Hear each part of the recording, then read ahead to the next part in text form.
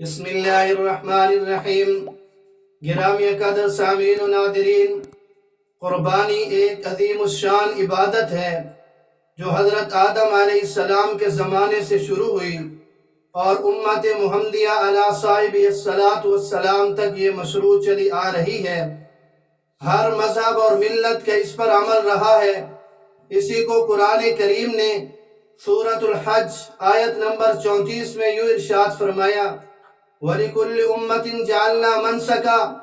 کہ ہم نے ہر امت کے لیے قربانی مقرر کی ہے۔ سنن ابن ماجہ میں حضرت ابو ہریرہ رضی اللہ تعالیٰ عنہ کی روایت موجود ہے۔ وہ فرماتی ہیں کہ ان رسول اللہ صلی اللہ علیہ وسلم قال، من کان له ساعة ولم يضحی فلا يقربن مصلانا، جس شخص کو قربانی کی وسعت حاصل ہو، یعنی وہ صاحب نصاب، صاحب حیثیت، صاحب استطاعت ہو، وہ قربانی نہ کرے تو وہ ہماری عیدگاہ کے قریب بھی نہ آئے۔ اب صاحب نصاب، صاحب حیثیت، صاحب استطاعت کون ہے، وہ آپ کی خدمت میں پیش کرنے لگا ہوں کہ جس مرد یا عورت کی ملکیت میں 7.5 تولہ سونا یا 52.5 تولہ چاندی یا نقدی مال یا سامان تجارت یا ضرورت سے زائد سامان میں سے کوئی ایک چیز یا ان 5 چیزوں یا بعض کا مجموعہ 52.5 تولہ چاندی کی قیمت کے برابر ہو تو ایسے مرد اور عورت پر قربانی کرنا واجب ہے۔ اور یہ بات بھی واضح کرتا چلوں، اس بات کو بھی یاد رکھنا چاہیے کہ وہ چیزیں گھروں میں جو ضرورت اور حاجت کی نہ ہوں بلکہ محض نمود و نمائش کے لیے ہوں، محض دکھانے کے لیے ہوں، یا گھروں میں رکھی ہوئی ہیں اور پورا سال وہ استعمال میں نہ آتی ہوں تو وہ بھی اس نصاب میں شامل ہوں گی۔ آج قربانی 2023 عیسوی، قربانی 1444 ہجری کا نصاب